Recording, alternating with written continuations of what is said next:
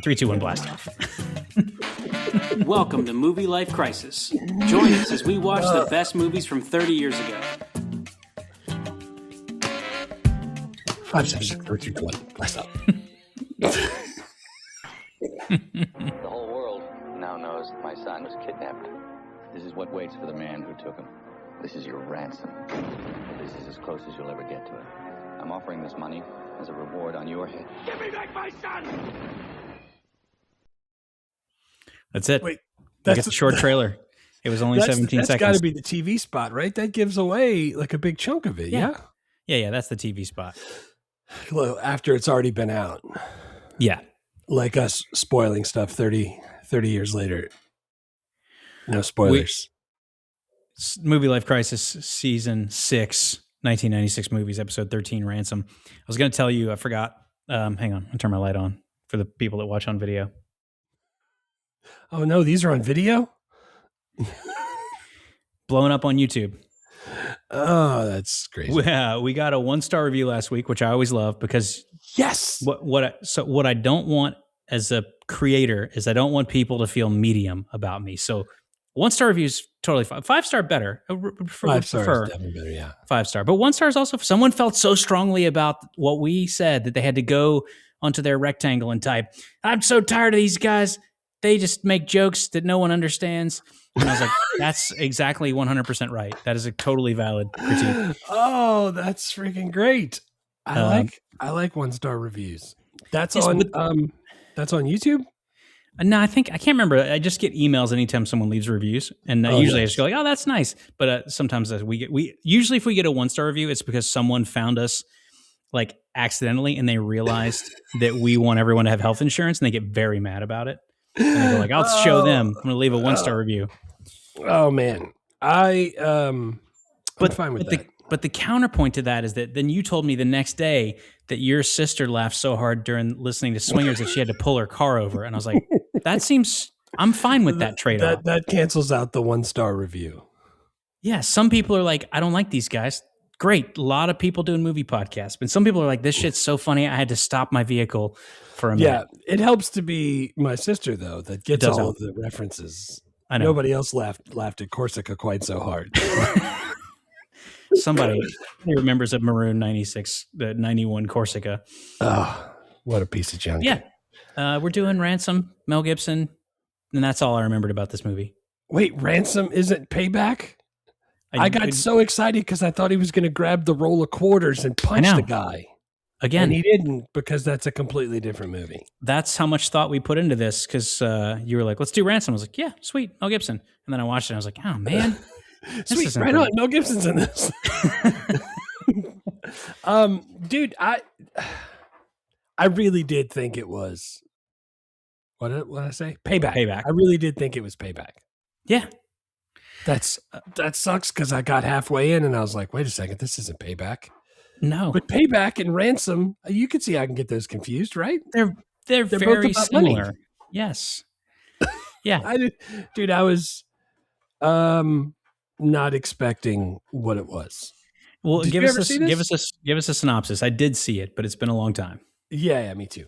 All right, Tom Mullen, played by Mel Gibson, a self-made millionaire airline executive whose young son Sean is kidnapped. He offers a $2 million ransom to get him back. And then there's some twists and turns that happen. Yeah, there's a lot of twists and turns. It's a kidnapping. A rich guy's kid gets kidnapped. The rich guy's Mel Gibson.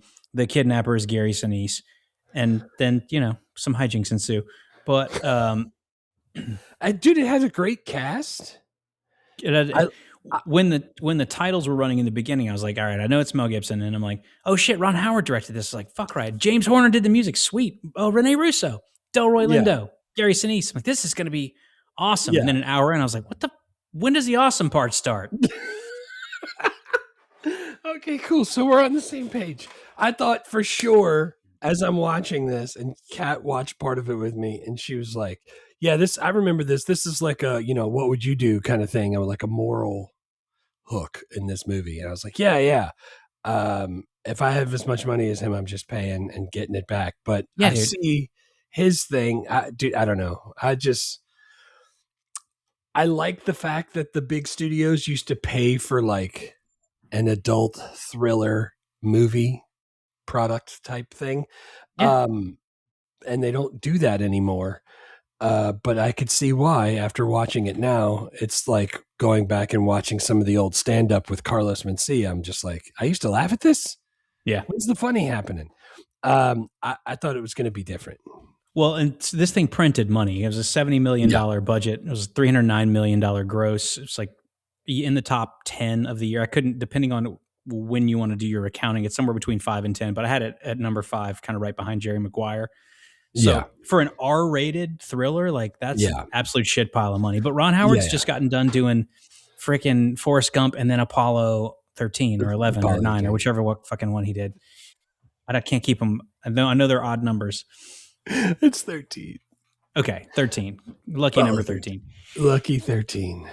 And Mel Gibson's just gotten done doing freaking Braveheart. So like this is some people that have, as they would say in Hollywood, serious heat at the time. Yeah, they're doing the thing. Yeah, opening weekend had like $34 million. That's almost half the money right there. It's a huge number, especially for an R-rated movie. And it came out like in November. It wasn't like a summertime blockbuster. Yeah. Maybe that's the Thanksgiving. Is that still a thing? People go after Thanksgiving, everybody goes to the show? It used to be like a huge movie weekend. Like we're going to release, this is going to be a Thanksgiving release. This is going to be a Memorial Day release. This is going to be a 4th of July. Yeah. What was the thing that George Lucas always did? All his movies came out with the extra day, that whatever Monday holiday it was, Memorial Day or Labor Day or what. Yeah. And his stuff always came out then, so we'd have the extra day, and it would count as the weekend. Yeah. Well, I think it was Memorial Day for a lot of the Star Wars stuff because they came out in May. Yeah. That's it, Memorial Day. That's a good way to do it, I guess, to get your first weekend numbers up. Yeah, for sure. Well, dude, when back in the day, back in the 90s, movies came out, Friday was the release day, but they would do Thursday midnight showings. Yeah. And then slowly but surely they started doing like, fuck it, we'll just do Thursday afternoon showings too. And now movies will come out like Wednesday morning and it's like, hey, it's opening weekend. It's opening 6-day weekend. And it's like, it's kind of. That's because like, dude, it opens for that weekend and then the following Wednesday, it's already up on streaming. Yeah. Well, does your teenager know what day albums used to come out on? No. He definitely does not. Again, we talked about this just the other day when you called me. I just taught him how to open a CD like they used to at Music Express. Like, yes, he asked me when we were going through, when I found out that I actually had a CD player in my car, because just didn't see that little thing. Dude, we're going through the spindles of stuff and the cases, and he's putting them in, and I'm like, dude, it's you want to hear? Go to like track number 9. That's who is it? Or no, go to number 11. That's Will You Be There? But you got to skip 2 minutes and 14 seconds. It's a really long intro because it's got that long intro. He's like, dude, that's elite ball knowledge, Dad. Like he's saying all the stupid stuff, but like he didn't know like how CDs work. Like he knew kind of, but not really. He didn't know that you needed a butter knife to get him out of there. you gotta use that butter knife that sits right there in the center console. Eject. God. No, he definitely does not know when they come out. I don't think he's ever thought of that. Like, I guess why would he, right? I mean, I think they still do like new music releases on whatever day, Fridays, but it's not like if you wanted to like, oh, dude, this record comes out. Like they all came out on the same day. And the movies all came out. Yeah, it was Tuesday. Yeah, Tuesday. It like that freaking records came out on Tuesday, which we didn't call records until it got to be 2010. We called them records back before, and then they called them tapes, and then CDs, and then and then it came back around because technology is cyclical. No, it's not. All right, awards, dude. This thing did some awards. Yeah, I think I saw Mel Gibson nominated for a Golden Globe for Best Actor in a Motion Picture Drama. It was nominated for Best Action Adventure Thriller Film from Saturn. In a NAACP Image Award for Delroy Lindo. The Kid got the Young Artist Award nomination, Brawley Nolte. And it was the ASCAP Film and Television Music Award Top Box Office Film. Yeah, so like no like big awards, but No. But now that you've watched it again, you see why it didn't win any awards, right? yeah, no, I think that is correct. Yeah. Did you see who the kid's real life dad is? No, but I just saw that his name was Nolte. So is it Nick? It's Nick Nolte. That's Nick Is it Nolte's really? kid. Yes. Holy crap, that's great. Yeah. No sequels or spinoffs, although this itself is a remake of an adaptation of what was the whole thing? It was so it was originally a TV episode from the 50s. From the 50s on a TV series called the United States Steel Hour. Yeah. Starring a bunch of people I've never heard of. The United States Steel Hour. I like when they used to brought to you by Colgate. I don't know who it was brought to you by, but it was somebody. It's the Colgate Comedy Hour. Yeah. Yeah. Then there was a 50s film called Ransom with an exclamation point. Yeah. And then the Ron Howard remake. Yeah. And the 50s film had Glenn Ford, Donna Reed, and Leslie Nielsen in it. Ooh, probably wasn't as funny as the other one. No, I wouldn't think. And then they remade it again, and now it's with Mel Gibson, and it's without the exclamation point, which is good because it's not exciting. It doesn't need an exclamation point. Well, I just didn't know if that meant it was a factorial, and it was just going to keep going on forever and ever and get bigger and bigger, because that's how this movie seemed. It felt like they just kept doing the same thing over and over. Okay. When do you remember when you first saw this movie? Maybe yesterday? No, I saw it back in the day, but I didn't see it in the movie. Let me tell you the only part I remembered from this entire movie. So I know I've seen it. Yeah. But I don't remember watching it. So I don't know when I saw it first, but I remember that kid peeing down his leg when he saw the bad guy after they got him back. Yeah. In the foyer or wherever the hell he was standing. The foyer. In the menagerie, he pees his leg, and that's the only part I remember. I don't remember where I saw this first, though. Yeah, I don't have any recollection of this either. I think this was a movie that I maybe like watched. It came on, like seeing the poster, the cover. Like I remember it. I had it on DVD. I checked. It's there, but like I don't remember like watching it. And now that I have it on DVD, I realize if I ever run out of coasters, I'm straight. Yeah, you're all set. Yeah. Yeah, dude, I feel like I probably rented it because I would have seen like all these actors, because I'm 16 at this time. So like if I want to rent an R-rated thriller, my dad was more than happy to do that if it meant he didn't have to talk to me. So I'm sure that I probably rented this and watched it. I don't remember it at all. I don't either. What about the 1950s one? You've never seen that, right? No. The Glenn Ford one? No, for sure not. I borrowed it from the internet. And I'm going to try to watch that one and see if it's any better. It's a lot shorter, which I feel is going to make it better, right? I'm going to say yes, that would certainly be an improvement. So where'd you rate it? So now that you've seen it again or seen it again for the first time. Yeah. 1 second. Did you figure out how to edit that out if you wanted to? Yeah, I just paused it and then you talked once I started recording again. So. Oh, my bad.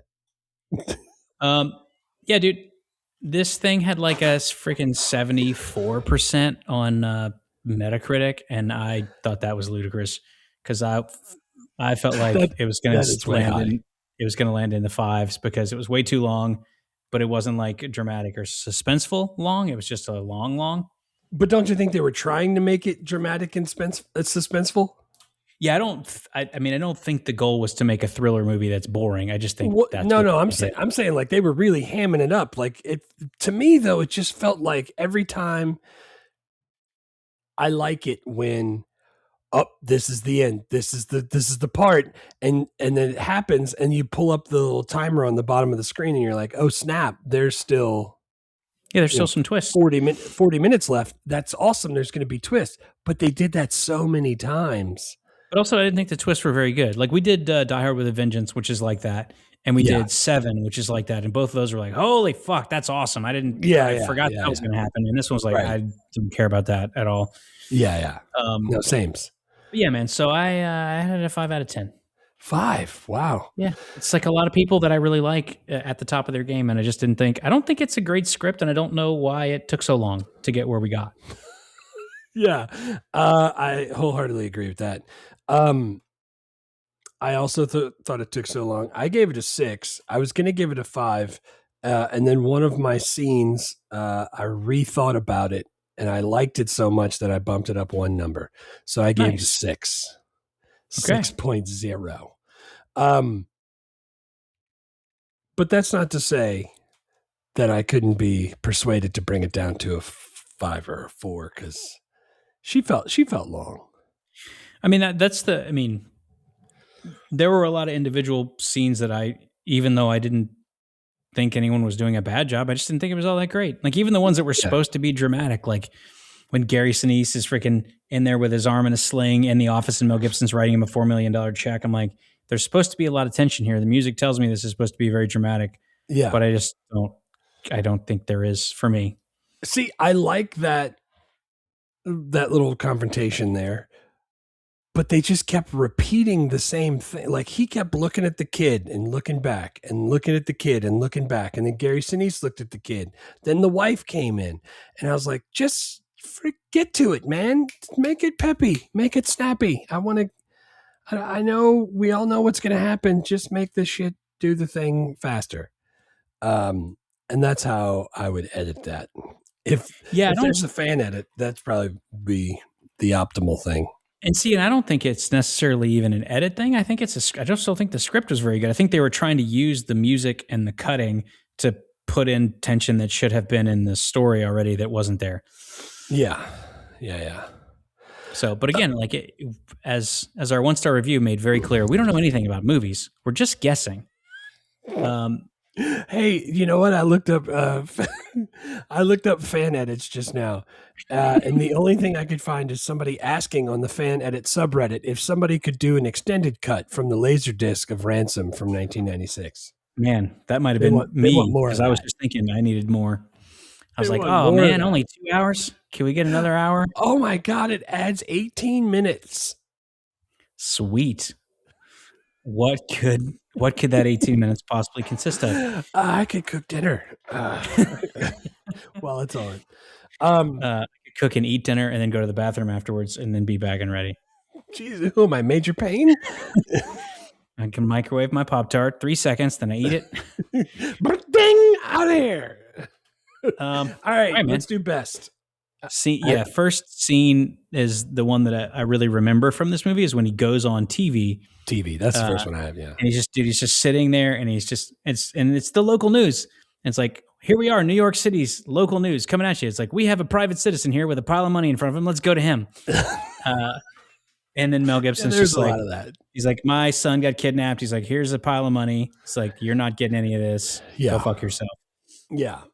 I do like his monologue right there. Like you're never going to get a sense of it. It was good. Like, this is the closest you'll ever get to this money. I'm giving this away to anybody who turns you in, dead or alive. I don't care. Yeah. Because that I think is that premise is the premise for a really interesting movie like this. Right. It goes from a kidnapping procedural to turns it like a rich man gets the whole country against the guy. Yeah, dude, he turns it from just the normal kind of rich guy kidnapping whatever freaking Lyndon Johnson story. Is that the one that got baby Lindbergh baby? Charles Lindbergh? Lindbergh? Yeah, maybe. And he turns it into the fugitive. He's like, dude, I got all this money. I'm paying everyone to hunt you down. He's like, so, and then fuck my kid. We're going to get you. Yeah. Then he doubles it. That's the first one I had also. The press conference. If that's what you call that. Dude, I don't think that's a press conference. He just straight up went on the news. Yeah, a special report. The next one I had is when he decides to go do the ransom drop himself. And the things and this is what made me bump it up one notch. The stuff that Gary Sinise makes him do before he goes and drops off the money. Yeah. Was fantastic. like, hey, there's a key at the bottom of the pool, so you got to jump in. Don't take off anything. Jump in, obviously, to destroy the wire if he's wearing a wire. Then he has to go to the locker and swap the clothes, and the phone's ringing like Matrix right as he gets there. And that gets rid of the body trackers. And then then he has to go down to the boiler room and switch the money out of the bags, suitcases that they're in, into the bags. I love that. And then he gets in the car and he answers the car phone. Or no, he's got the walkie-talkie inside of the car, the Monte Carlo. Yeah, he's walkie and he's talkie. It's the whammy kablam. Sorry, 1-star review. You probably don't get that joke. It's a Brian Regan bit. No, and he gets. We know you're still listening. Rush Limbaugh made tens of millions of dollars from people who hate listening. It's okay. We love you. Oh man, do you hope that person gets healthcare? Yes, I want everyone to have healthcare. I'm just kidding. You know how I roll, man. We're already spending the money. Let's put it towards the shit we need. How about roads and education and healthcare? Is that crazy? Yeah. Not turning brown kids into skeletons. Can we take a break from that? No, it's definitely crazy idea. Dude, so that whole bit where he has to like go through those steps, I don't know does that count as one scene when he walks into the Y or wherever he is and jumps in the pool? It's definitely more than one scene, but I think that's fair. It's also, that's a great call because I was so annoyed at how long it took us to get to that part of the movie. I did really like that. Like you're saying, it was really smart. Mel Gibson dives into a freaking public pool wearing a trench coat. It was badass. And a suit with freaking hard sole shoes and has to swim to the bottom. I'll swim to the bottom in about 5 minutes when I die and sink there. Hey, that's what I was going to say. Like if you and I were at one point, we're excellent swimmers. We grew up swimming together on swim team. If I dove into the deep end of a pool wearing a full suit and a trench coat and my dress shoes, I don't know if I'd make it out. That might be it. There's a couple of lifeguards back in the day that would make me want to do that, though. Just jump in fully clothed and flail around. Wendy Peppercorn. Lotioning and oiling. But I was trying to figure out, like, dude, what if he can't swim? Yeah. Like, there's plenty of people who can't. And there's plenty of people like my son who thinks he can swim. But if I threw him in the pool in his clothes, he's not getting out. Like some of that, but it was really smart. He's like, you jump in the pool, you get it, like then you change into the jumpsuit, and you freaking move the money into another bag. Like that was really smart. I like that. Right. But the whole idea, like, I never even. Here's the caveat that I like the most about that scene. They don't stop and explain why he did that. No. There's always exposition where they're like, damn it, he jumped in the pool, we lost the wire. They never said that. Like, they let you figure that out. And that is like, to let you figure out the logic behind those instructions is the thing that made it good for me and why I gave it an extra point. Yeah, I mean, I think that's a good call. Mainly what I was focused on with that scene is the end, which is where Lev Shriver's brother shows up and takes the money on his four-wheeler. And I didn't get, like, if I believe Gary Sinise, if I believe his motivations in this movie, or he just wants the money, he's done the research, he knows the guy will pay, why doesn't he just give the kid back and take the money? Right. Why? Like, the guy doesn't, he's supposed to, the lackey is supposed to take the money and then tell Mel Gibson where the kid is, and he doesn't do it. And then so there's like, Mel Gibson is like trying to run this ATV down on foot. The FBI is shooting at him from a helicopter. Yeah. Like, why didn't they just give him the kid? That would have worked. Right. Then they would have walked away with $2 million. Right. And the movie would have had no ending, and but it would have been way shorter. And to me, I feel like it would have been, but no, so that was my confusing bit, but I did really like that. By the way, $4.2 million in today's money. So that's pretty good. Yeah. That's a good day's work. Yeah. He could have just swapped it out for the kid. Would you pay more for one of your kids than the other?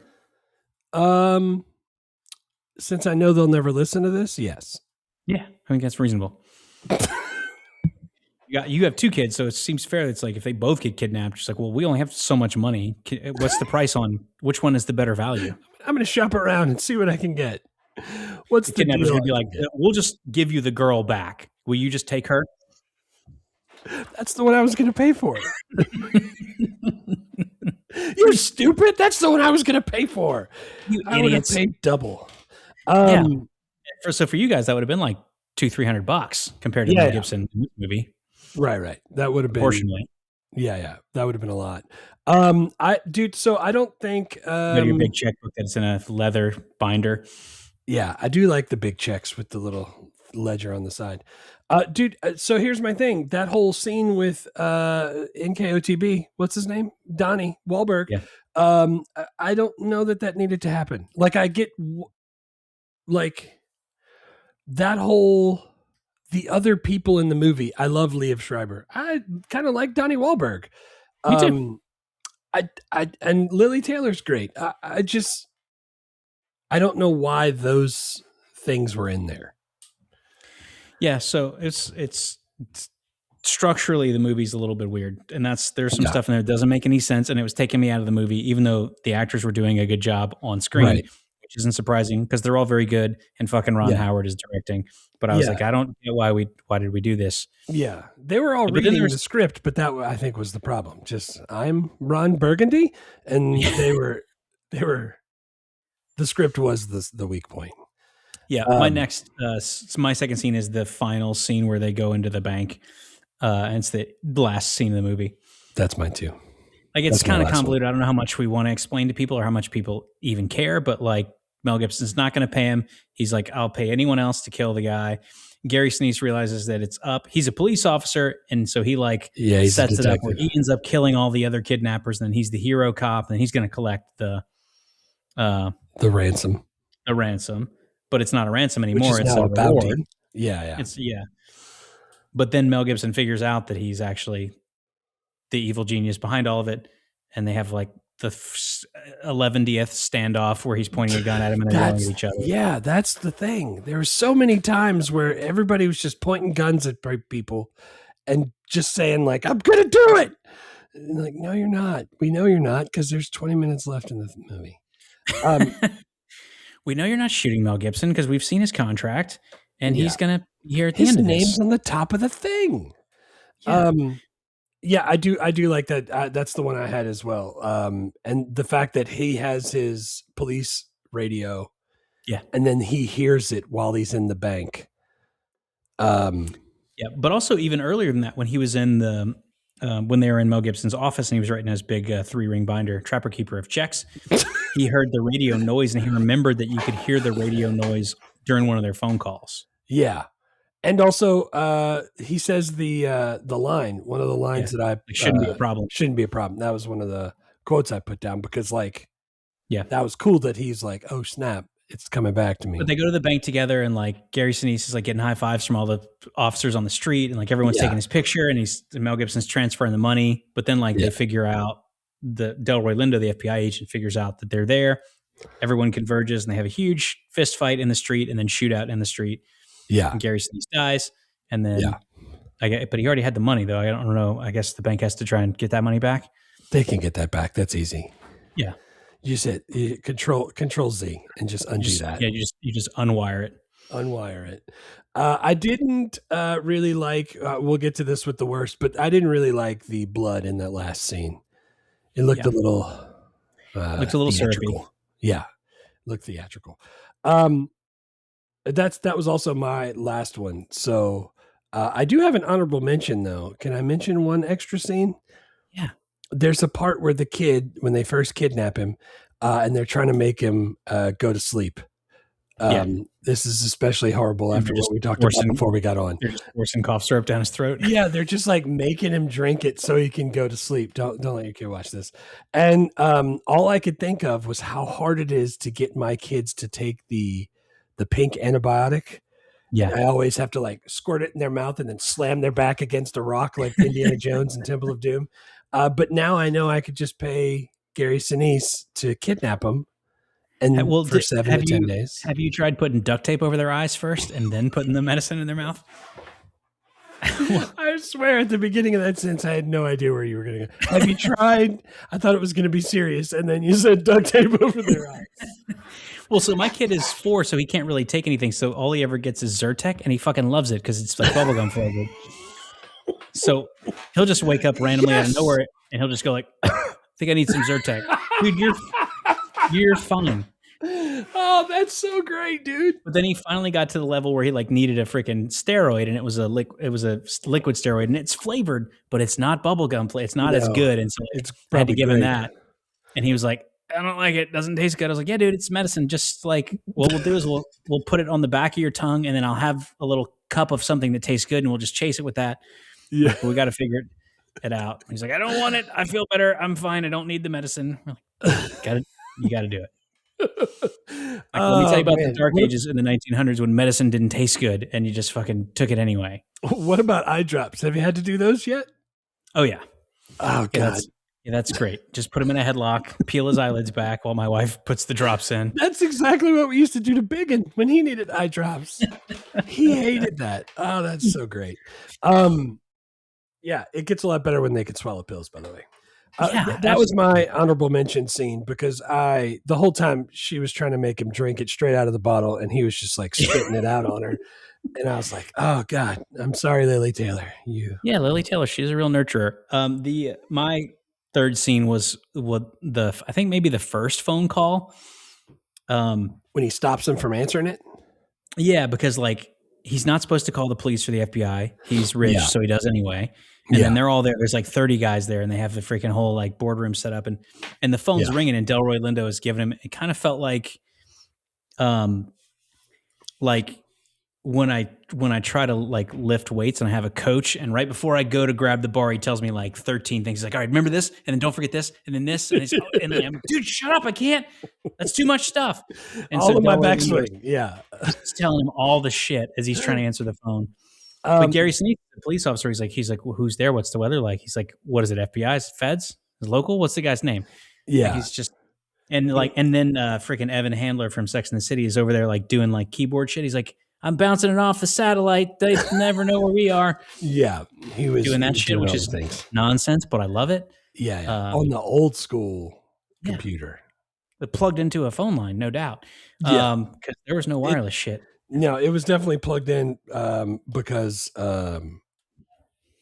there's a part in the very beginning, right before they knew that they had the son kidnapped, when he gets a phone call. This is the phone call I thought you were talking about. The very first phone call, he picks it up, and it's an automated thing that says, you have an email. And I was like, what the? And then he goes and he like types into his keyboard, and it's just like really fast with one hand, and it opens up his email, and it's a video of his son being kidnapped. And I was like, wait a second, they used to call me on the phone to tell me I had an email? Could someone call my landline to alert me that I've got an email? That's like amazing. Telegram. That's the one I thought you were talking about. Yeah. No, and I also thought he had like the voice distorter thing on the phone, which is weird because they didn't know his voice. It wouldn't have mattered. Yeah, I think they didn't. And also, Gary Sinise's voice is so fucking sinister. It would have been just as scary. Yeah. I like how he had to take it off, though, to let the kid talk. Daddy? And then he'd put it back on. He'd be like, would you like to play a game? Like, he just, like, turned it right back on.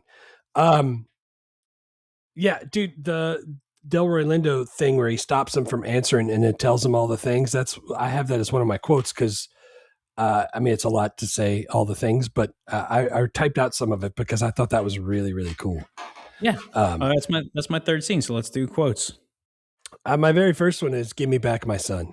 Yeah, same. Because it's at the very end of this line that he's already angry, and it's already escalated to like, I'm gonna freaking rip your head off and shit down your neck or whatever he's saying.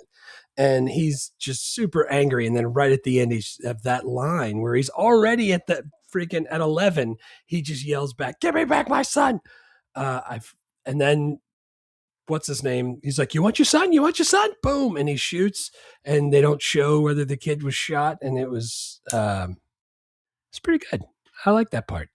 Yeah, absolutely. And James Horner really helped that whole thing. There were parts of this movie where the score by James Horner did some real heavy lifting. And there were some parts where I was like, all right, man, just back it off a scotch. Yeah, it was a little That heavy-handed. could also been that the like drama on screen was not as dramatic as it was supposed to be. Right. Mel Gibson hammed it up though. He was doing his thing. Yeah, they were all doing that. They were freaking. I think my favorite performance in the film was Gary Sinise and Delroy Lindo. Yeah, but because they were the ones who didn't feel like they were really hamming the shit out of it. right. Yeah, I don't really have any other quotes. The one we already talked about, where it's like, this is the ransom, $2 million, like just like you asked for, is like this is the closest you'll ever get to it. That's like a whole speech, but I would have that maybe as my second.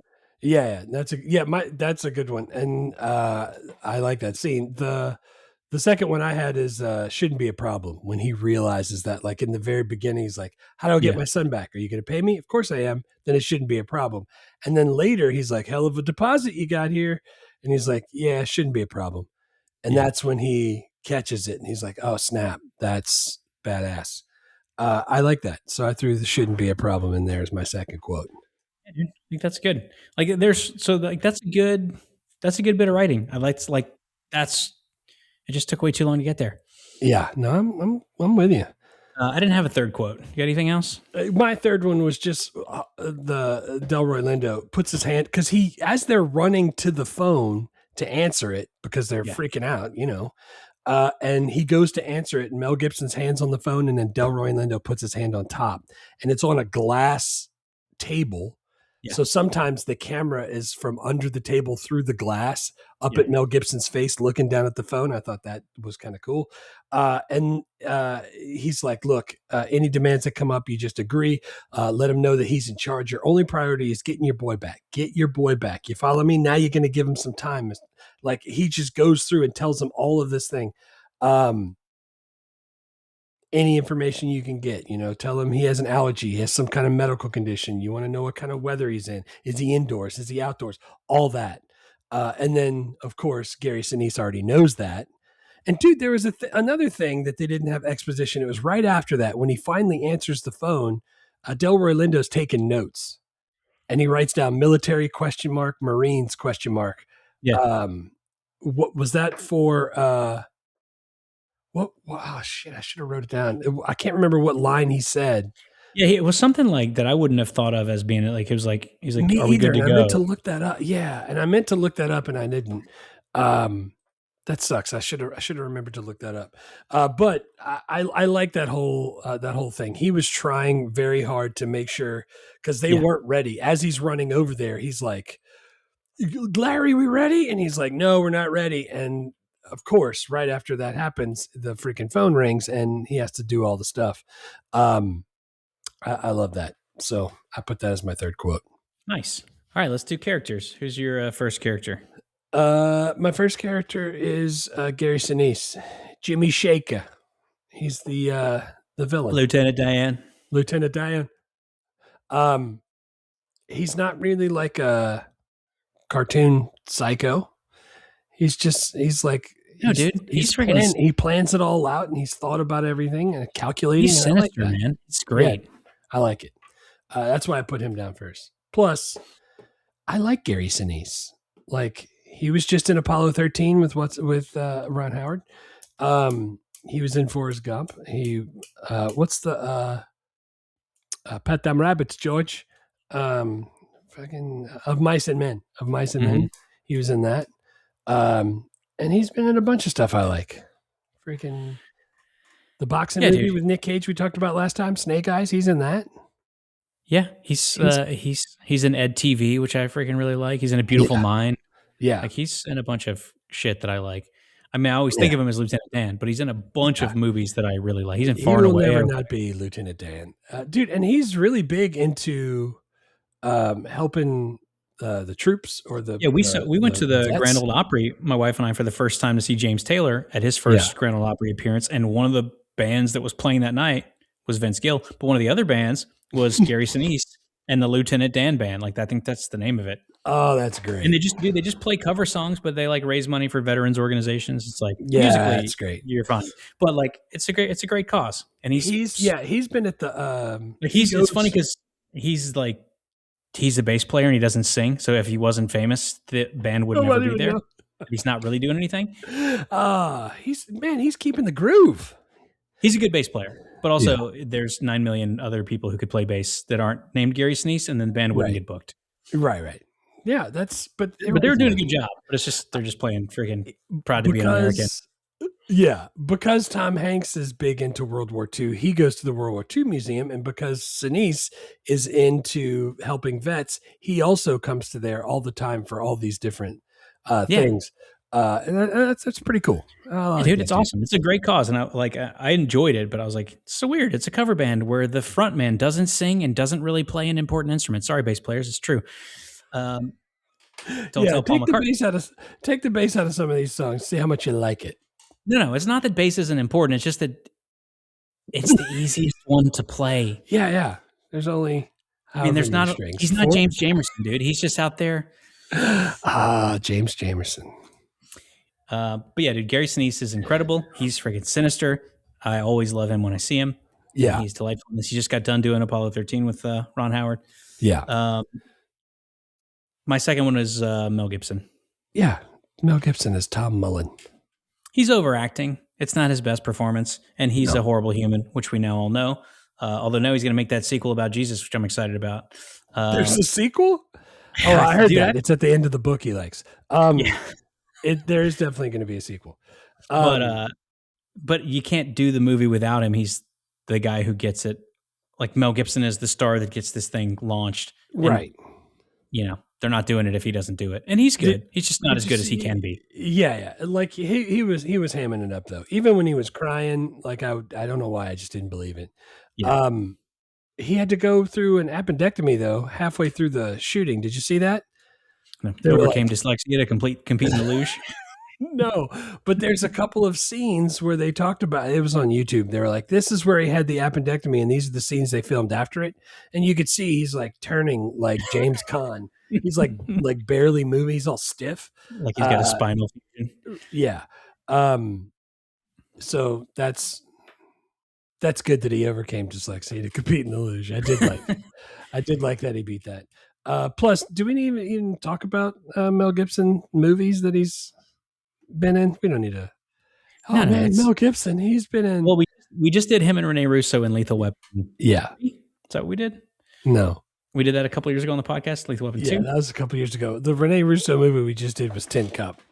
No, but I mean him and Mel Gibson. Oh, yeah. Him and Rene Russo together in Lethal Weapon 3. 2 and 3, I guess. But so like they're back together. I like that. She's awesome. I never don't like Rene Russo. Dude, I got it. The original version of this was a TV play written for a show called the United States Steel Hour, and I didn't talk about it then, and I feel like I should talk about it. Yeah. It was literally a television series that was sponsored by the United States Steel Corporation, U.S. Steel, called the United States Steel Hour. Yeah. What would you do if you turned on your TV and on Netflix it was like, hey, it's the Tonight Show brought to you by Drywall?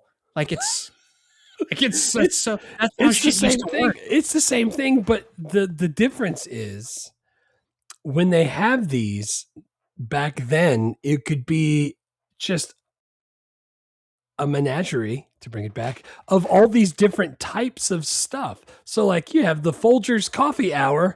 It could be a freaking scary ass Hitchcock type movie. It could be some kind of comedy thing. It could be all these different things. A lot of times it kept it in the same genre or close to it. But dude, some of those were all over the map, and I love that. Part to me is that the industries, it's like I would never now when I watch the NBA finals, I was like, man, people really want me to use their AI. I don't want to do that. Yeah. And it used to be like, milk, watch this TV show. And now it's like, no one's selling milk anymore. No one gives a shit. It's like, drink it, don't drink it. We got 30 different varieties. Oh, dude, they used to push milk hard though. Remember? Got milk? That was a huge ad campaign. Big campaign. They solved that problem forever. But like it used to be just like trains. This radio show brought to you by Train. But I don't know why. Just as funny to me now because we just don't do that anymore. Do you want to tell us that you don't pee as much? That's what we're bringing. That's what's sponsoring this basketball game. Yes. I'm the only thing I watch live that I have to sit through commercials is sports. Yeah. And I've noticed that the only thing that we're selling is drugs and trucks. Like, yes, it's friggin' is accurate. every single break is Drugs and Trucks, the great country song that hasn't been written yet. Oh man, the problem is it's not drugs and trucks like you're thinking. It's not like Post Malone drugs and trucks. No. It's like drugs that are for It's my fucking plaque Wellbutrin. psoriasis. Yeah. That doesn't get a lot of action. Now Jason Aldean will sing his song about plaque psoriasis. It's hard to rhyme with plaque psoriasis. Yeah, my third character. Somebody leave a comment of what rhymes with plaque psoriasis, please. Does anyone know Eminem? Because I feel sure he can do it. Oh, that's funny. Delroy Lindo is my third. I Dude, love Delroy Lindo. That is that's my third also. Dude, he has been great since American Graffiti, the friggin' George Lucas. I love him. Gone in 60 Seconds was Gone in 60 Seconds. And Romeo Must Die. Also Those are the two that I remember him from the most from this time frame. Yep. He was just in Sinners. I don't know if you saw that. That's kind of a horror movie, so I knew you kind of steer clear of those. It is kind of a horror movie, but it was so good I felt like I had to watch it in the daytime with all the lights on. Oh, that's awesome. Yeah, but we just saw him in Get Shorty last year. Yeah, dude, he's great, man. Feeling Minnesota, which we're not going to do, but he's in that this year. Wasn't he's in Broken Arrow? We'll do that this year. Broken Arrow. Yeah, I was going to say we're going to do that one. He's in that. Yeah, we're gonna see plenty of Delroy Lindo. Oh man, that's funny. I can't believe you didn't have a rhyme for plaque psoriasis when I asked. It's so crazy. All right, dude. Writer, director. The writer was, because it's a remake of a remake, so the screenplay was credited to Richard Price and Alexander Ignan, and it was based on the original play, which is by Cyril Hume and Richard Maibaum. Richard Price, I know some of his stuff, but the other person, Alexander Ignan, I think he's a novelist normally. Yes. And I don't really read a lot of those type of novels. So I didn't read any of his stuff. But Richard. Well, the most interesting of the whole bunch was that one of the original writers, Richard Maibaum, and he wrote 13 James Bond movies between like 62 and 89. So like Dr. No, License to Kill, all the things. A bunch of that. Yeah. Yeah, From Russia with Love, Goldfinger, Her Majesty's Secret Service, Diamonds Are Forever, Man with the Golden Gun, Spy Who Loved Me, For Your Eyes Only, Octopussy, View to Kill. I was going to say, did he do Octopussy? That was in the early 80s. I remember seeing that. So like that's a pretty incredible piece of trivia. That's awesome. Yeah. Who's the guy who actually wrote James Bond? What's that guy's name? Starts with an I, doesn't it? That was a freaking question Jake asked me. Yeah, it was Ian. God dang it, what's the guy's name? Ian Fleming. Fleming. Like Mr. Fleming, our chemistry teacher. Yes. Oh, that's a deep cut. Deep cut for sure. I bet he has plaque psoriasis.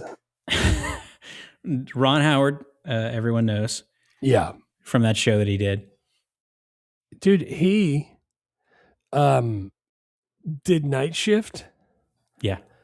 Dude, you love Night Shift. Dude, I cannot get enough of that movie. You should start a second podcast where you just review Night Shift over and over again. We need to watch it and do it on the podcast just so you can see how awesome it is.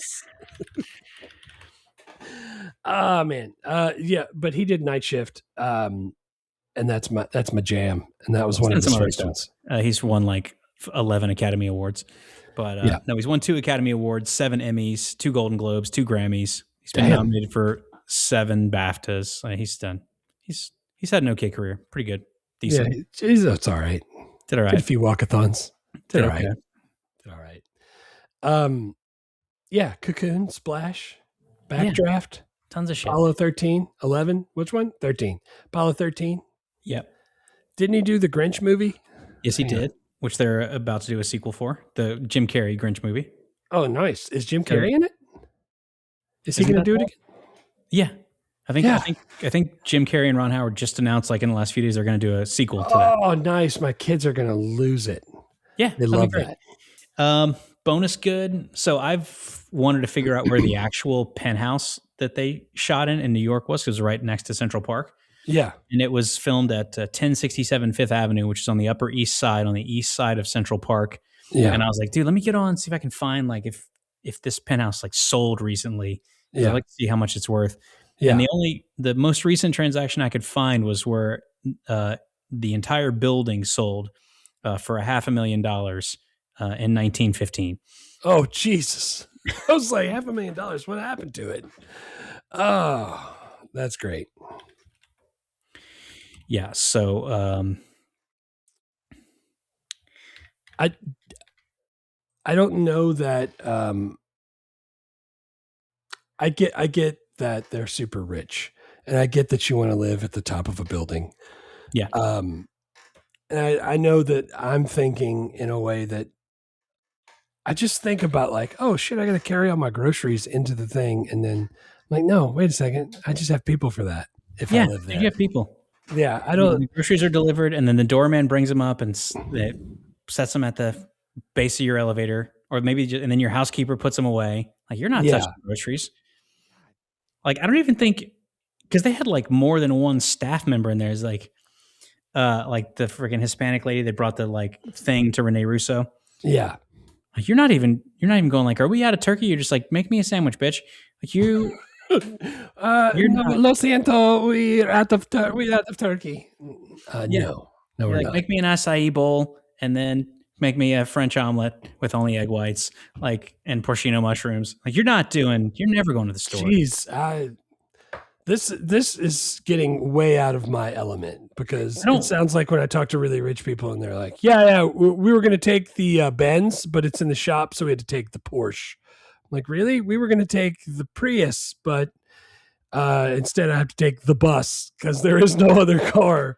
What? I don't have, like, I don't know what to even ask for. The fact that you said a French omelet with only egg whites and then name the type of mushroom, that's way past me. Yeah, dude, I don't know what any of that shit is that I just said. But like, now listen, like, neither my wife or I really love to cook, so it would be awesome to have someone just be like, could you make dinner tonight? But if they go like, what do you want? I'd be like, well, fucking,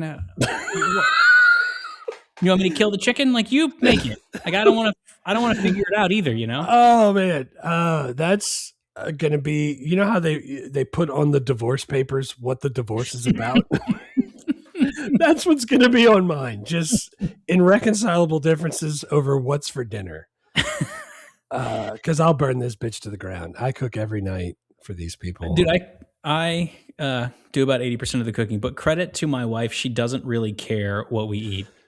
Like, they don't care in the beginning until you bring it to them, and they're like, "The fuck is this?" Well, dude, we've been together 10 years. Like, she's pretty laid back. Like, I know the food that she likes, but you know, like, if she was going out to a restaurant, she wouldn't order the shit that I'm cooking for her. But she's like, right, yeah, salmon and rice, that's fine. Right. She's never like, right. Are you making chicken? I didn't want chicken. She's like, chicken, great. Yeah.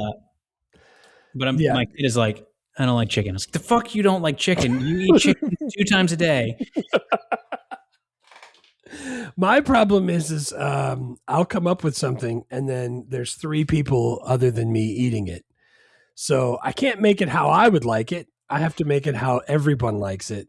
And then I slowly start like mixing spices and ingredients to pacify different people. And then all of a sudden it's just like, cool, I should have just boiled this chicken because it doesn't taste anything like I want. But they're getting over at the Horn residence where ketchup is too spicy.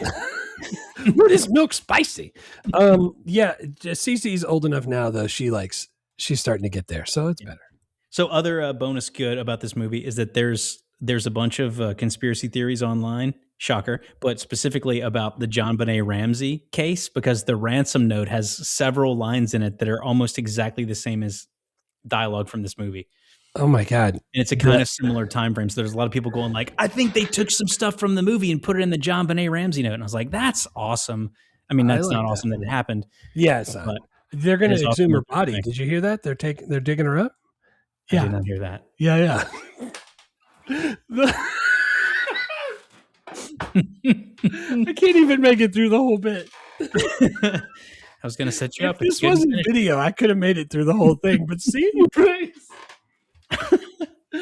oh yeah, they're digging her up. The mom wants to put on the red hat. I think is what happened. I don't think that can't be right. It can't be right.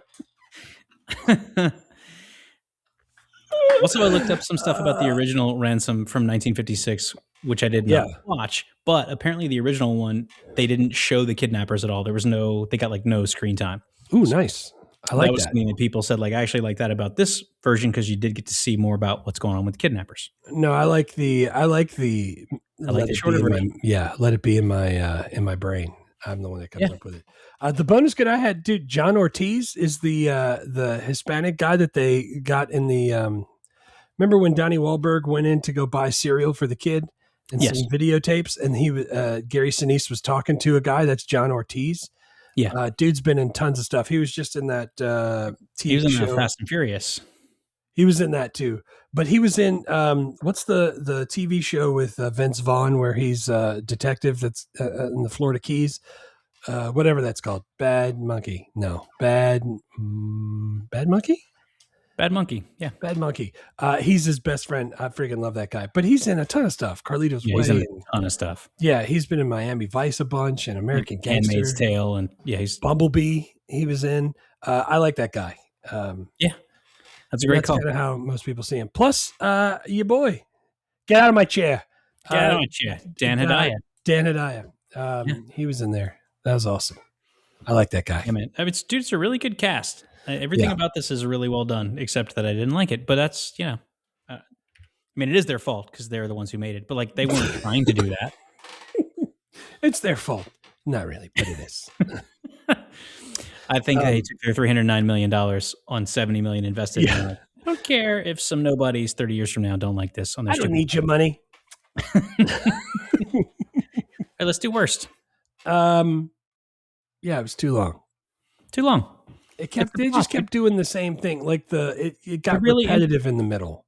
The really interesting twist is when Mel Gibson goes on TV and says, "Here's the ransom, but it's not for you. It's for whoever brings me your head. I'm not paying you." But that doesn't happen until an hour into the movie. That's 60 pages of shit that I didn't need. Right. All the different subplots aren't sharp enough for me to make it into the main plot. Yeah, like all the kidnappers get to have like a couple of pages where they're working on like, oh, this guy is really actually kind of nice to the kid, and this guy's but that's what I'm saying. Like we didn't need that. Like all those, it sets up too many elements that it didn't actually use to make it better. So they didn't, and they don't really pay off. So you spend time that doesn't really ultimately pay off. Agreed. So that's really is the only complaint. Like it's a bunch of people doing a good job, but it does. Yeah, that's the same thing. That's what I had for worst stuff there. But worst effects, I had some of those squibs when they shot them. You could like really see that it was a squib. It was like still square under their chest, and you could see the band they're wearing. Like they could do better. Ron Howard could do better than that, and he does now. And like the blood at the very end, it was like pink in some spots.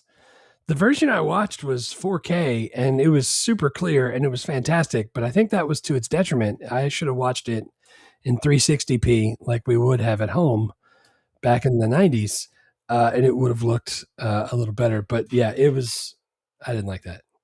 And then Old Tech Alert, dude, all the freaking wiretaps, do they still need to have like a little mic box that you have to wear for a wiretap anymore? I'm not sure. Because like when they put that on his hip, I was like, "Fuck, they're going to see that right away." Like, what do you? The microphone's tiny. Like the cell phones are starting to get smaller from when we first saw them in movies a couple of years ago, but they're still pretty big. Yeah, and he even unplugs. Did you see him unplug it and it killed the signal?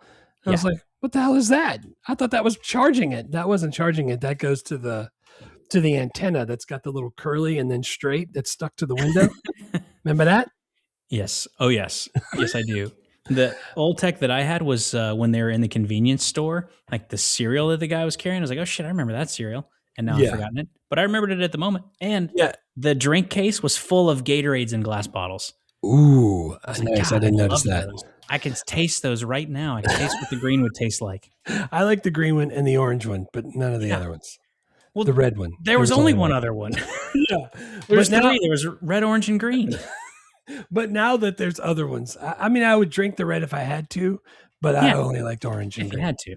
Yeah. I mean, it's no 10K, but it was all right. No 10K thirst quencher. Oh, man. Yes. Plus, did you see in the very beginning, she found his videotape. She finally found it so he could play the commercial, which was like a 60-second ad of that was too much. I wouldn't fly that airline just on premise.